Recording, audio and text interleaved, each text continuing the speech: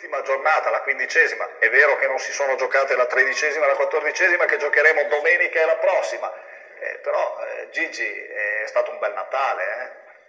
Sicuramente un bel Natale, dà lustro alla società, dà soddisfazione a noi che dopo una retrocessione disastrosa ti dà fiato e riporta dignità anche a questa società, ecco, che penso che ne avesse assolutamente bisogno. Non è semplice, perché cambiare 15 giocatori e ritrovarci protagonisti non è semplice, però siamo sulla strada buona, ci sono tutti i presupposti perché questo avvenga. Sì, ricordiamo, allora lo hai ricordato te, lo scorso anno eravate in prima categoria, siete retrocessi in seconda, c'è stata un'estate sicuramente laboriosa per ricostruire la società, la squadra, tra l'altro diciamo che è difficile ritornare subito a buoni livelli, siete riusciti a farlo e avete chiuso questo girone d'andata. Diciamo chiuso, ci sono ancora 2 partite, mi sono confuso, abbiamo chiuso il 2012 con questo titolo di primo in classifica che arriva su uno svarione del Badia, che sin qui era stata la squadra da battere. Ma comunque noi siamo abituati a lavorare in umiltà.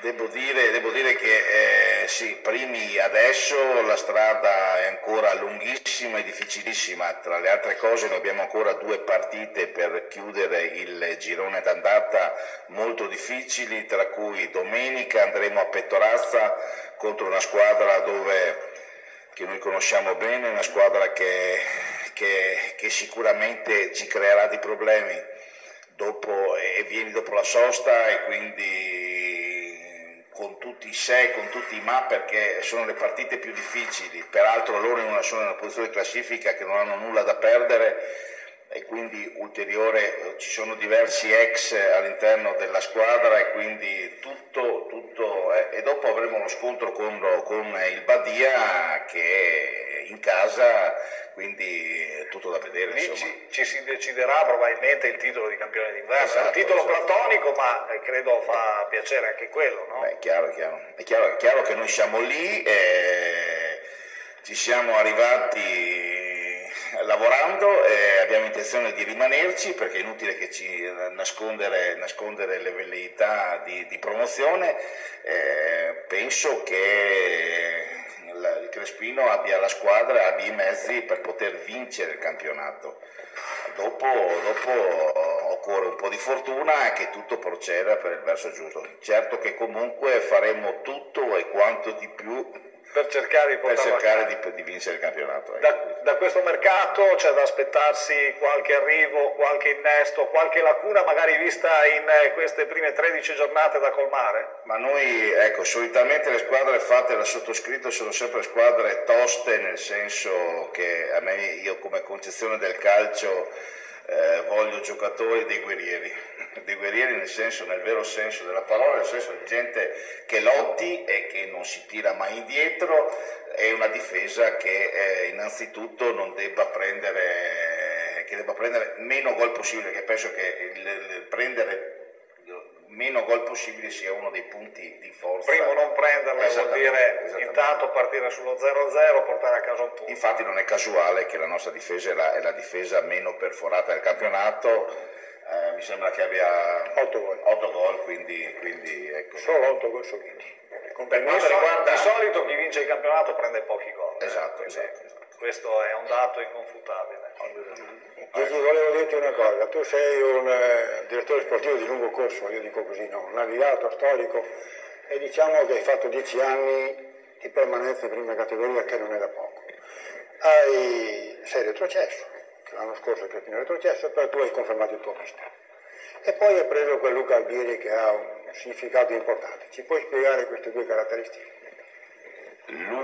Allora l'allenatore innanzitutto Luca Fabbri, perché Luca Fabbri è sicuramente una persona che va bene per il nostro gruppo che spesso noi come società, come squadra, come anche dirigenti è una società nervosa, quindi ha dei giusti equilibri e un giusto approccio con squadra e giocatori. Quindi riesce a lavorare anche senza esaltare troppo, senza esaltarsi troppo quindi ha quell'equilibrio giusto che a noi ci dà fiducia e dà sicurezza al gruppo.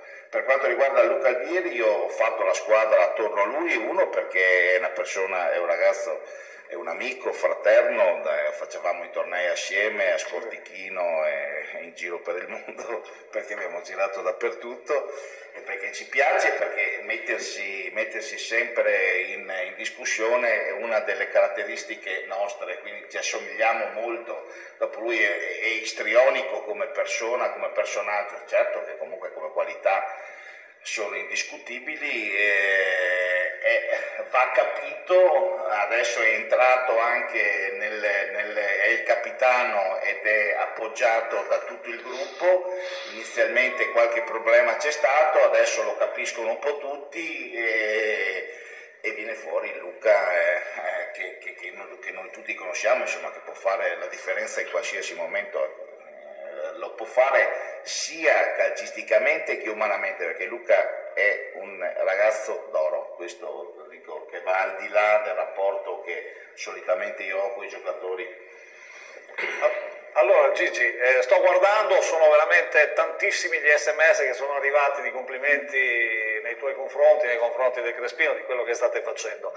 Domenica tu hai parlato della tua partita, giustamente, c'è un'altra partita molto importante domenica ed è quella tra il Badia e la Villanovese.